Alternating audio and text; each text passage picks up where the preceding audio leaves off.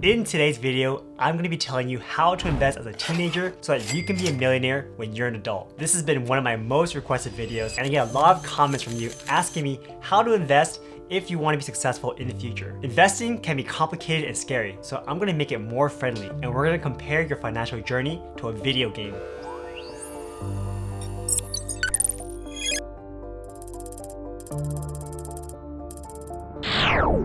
In this game, you get to control your journey, and the more you explore and learn, the more powerful you're going to become. But just like any game, there are risks and dangers that you might encounter along the way. And just because something bad happens, it doesn't mean you need to give up right away. After all, we rarely quit a game just because we died on one hard boss fight, right? We play it again and again and learn the different attack patterns and figure it out until we finally understand and beat it. So stick with it and you're going to be successful. Alright, so for every game, there's a tutorial mode. And for you, this will probably be between when you're 10 and 15 years old. So during this time, you're probably going to be making some money from your allowance, doing some chores, and maybe getting some money on your birthday. But overall, your income is going to be pretty limited, and you might be asking yourself, well, I have $200, where should I invest that? Well, the truth is, you can make a significant amount of money from $200 if you invest it. You also have the possibility of losing everything if you try to invest it in something that has a high risk, such as what we've seen from the cryptocurrency crashes. So here's a pro tip. Instead of trying to chase quick gains, think of investing in the most valuable player in this game.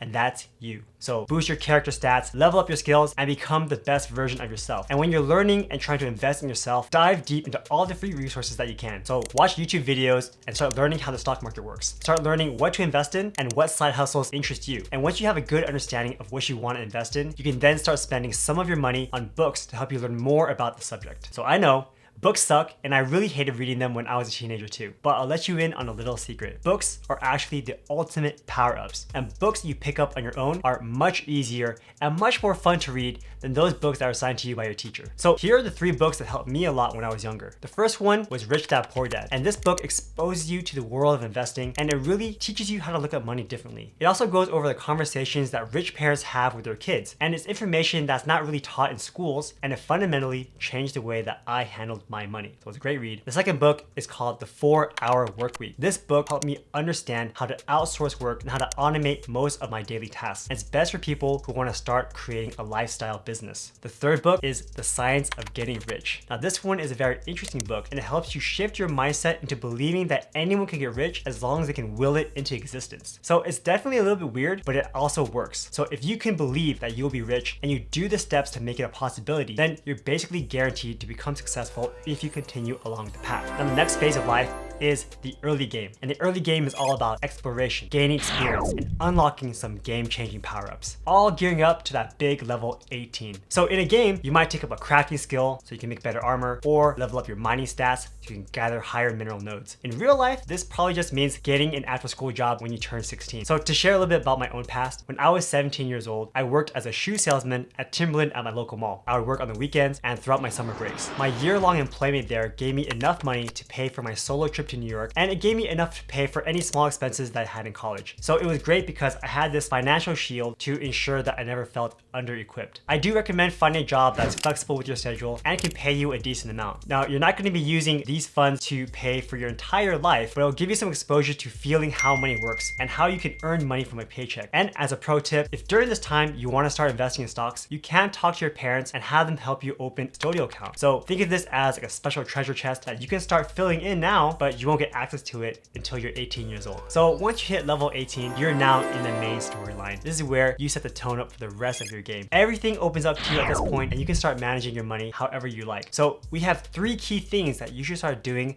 to give you a huge start for the rest of your life. And the first thing to do is open your own bank accounts. So think of opening a bank account like getting a new storage chest in a game. Funds will be in your name, and you're going to be able to access them securely anytime you want. There are different types of bank accounts. One is a checking account, and the other is a savings account. Checking accounts tend to be used to pay for any expenses you have on a regular basis, and it's a place to easily get your money in and out anytime you want. Whereas a savings account typically has a limit to how many times you can withdraw it per month without a penalty, but the trade-off is that they give you some interest on that money, meaning that you actually earn some money just by having your money in a savings account. In fact, there are things called high yield savings account that give you an even higher interest rate than usual. So definitely keep a lookout for those, and I'll even link some of my favorites down in the description. The next thing to do is to get a credit card, because having a credit card early can help you build your credit score over time as long as you're using it wisely. And a good credit score can lead to lower interest rates when you try to get a loan to buy a car or a house in the future. So here are the 5 factors that make up your credit score, and here are some pro tips on how to increase it. Now the first one is your payment history, which accounts for 35% of your score. This keeps track of how well you pay back your lenders, and you're gonna wanna make sure that you always pay at least the minimum amount every single month. So put any bills you have on auto pay so you don't forget and you can avoid any late payments. The next highest factor for your credit score is the amount that you owe, and it's also known as your utilization ratio. This accounts for 30% of your total score, and it's calculated by taking your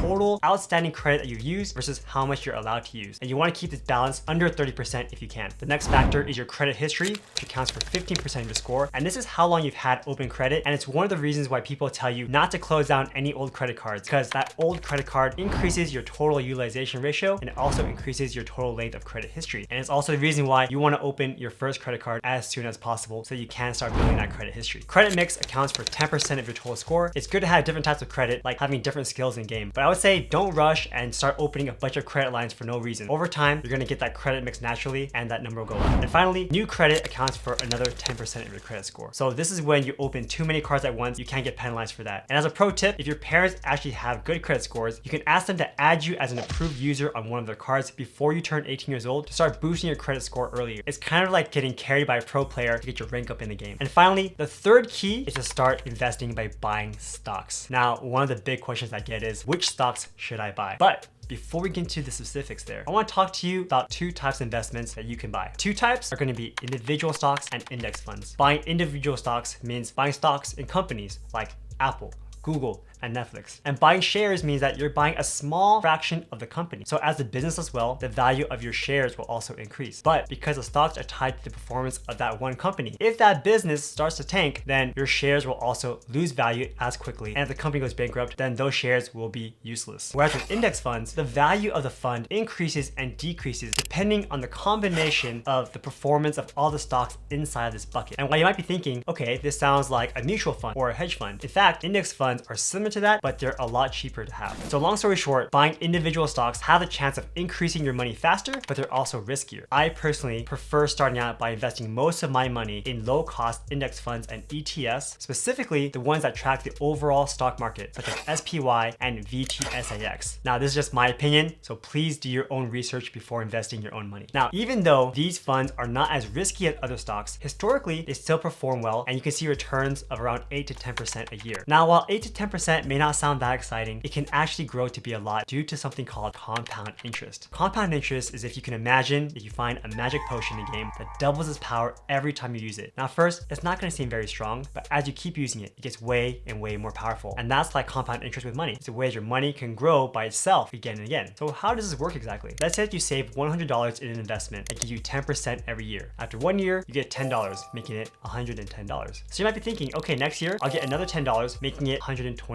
total. And in 30 years, I'll have $300 from the interest, which will be $400 total. But that's not the case. In reality, on the second year, you get an extra 10% on the entire $110. So you end up with $121 instead of $120. While that may not seem like very much, that extra dollar is where you're gonna end up becoming incredibly rich. And in 30 years, your $100 will be worth over $1,500 instead of $400. So investing early is one of life's biggest cheat codes, and it gives you a big advantage. If you begin saving and investing when you're young, you give your money more time to grow. On top of that, it also gives you time to ride out any bad years in the market. So now that you have a game plan on how to invest as a teen, the next thing you need to do is decide on what platform you should invest on. An investing platform is just like picking which game console you want to use. Are you going with a PC, PS5, Xbox, or Switch? But unlike video game consoles, where many games are exclusive to these platforms, most investing platforms are going to have the same options for you. So what's important is ease of use, cost, and customer service. And there are a ton of platforms out there, but I prefer to use Webull. It's very user-friendly, has tons of great information right on the app, and it doesn't charge you any fees to buy and sell stocks. And if you use the link in the description to sign up, you're gonna get free stocks when you make your first deposit. And if you don't wanna use Webull afterwards, you can always take all of your money out, but the stock is still yours to keep. And if you guys want me to make another video about how to use Webull and how to buy and sell stocks on the app, then let me know down in the comment section below. And now that you know how to invest, some things to continue to keep in mind are to continue tracking your expenses and not living above your means. So instead of spending all of your money right away on things you want right now, try waiting a little bit. This idea of waiting before buying is called delayed delayed gratification. And it's like choosing not to buy a trendy shirt today because you're saving up for a much needed laptop or a special trip in the future. And by doing this, you're gonna have more saved up so you can buy better things in the future. Keep this up and you're definitely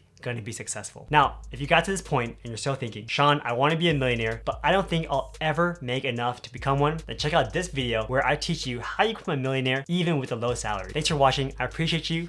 Take care.